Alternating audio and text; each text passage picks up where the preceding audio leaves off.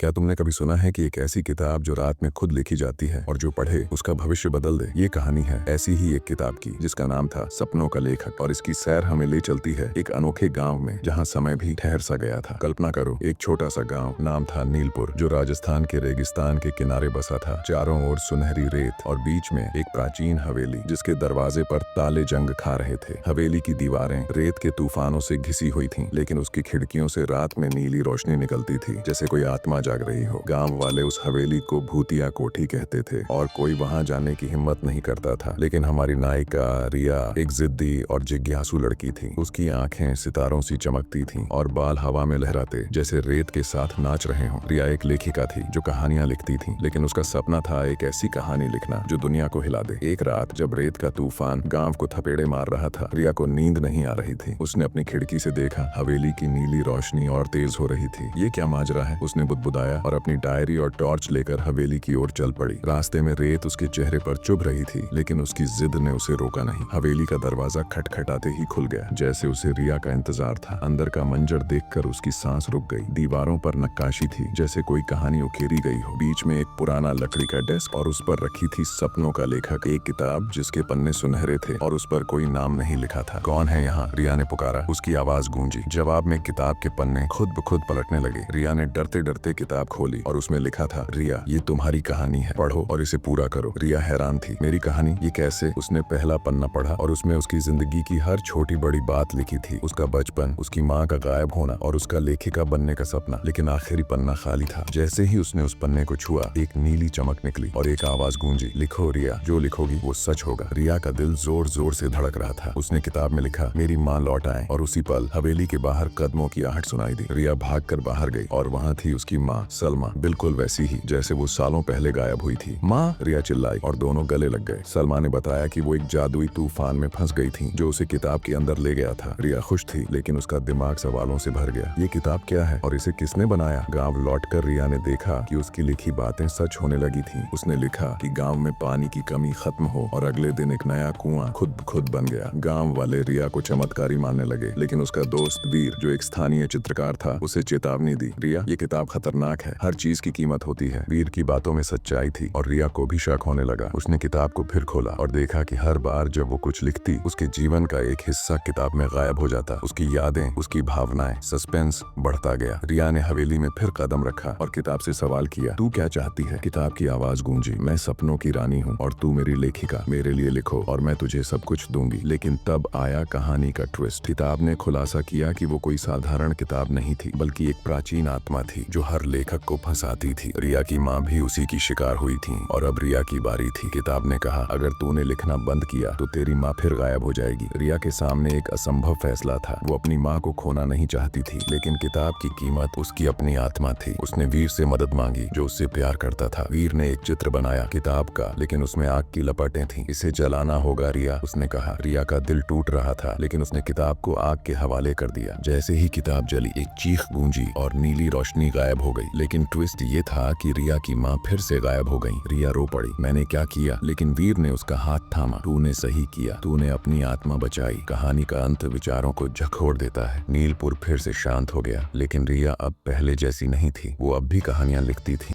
लेकिन अब वो किताबों पर भरोसा नहीं करती थी। उसकी डायरी में आखिरी पंक्ति थी, कभी कभी सपने सच करने की कीमत सपनों से भी बड़ी होती है। क्या तुम्हें लगता है रिया ने सही फैसला किया, या क्या कुछ सपने ऐसे होते हैं जिन्हें सच नहीं करना चाहिए?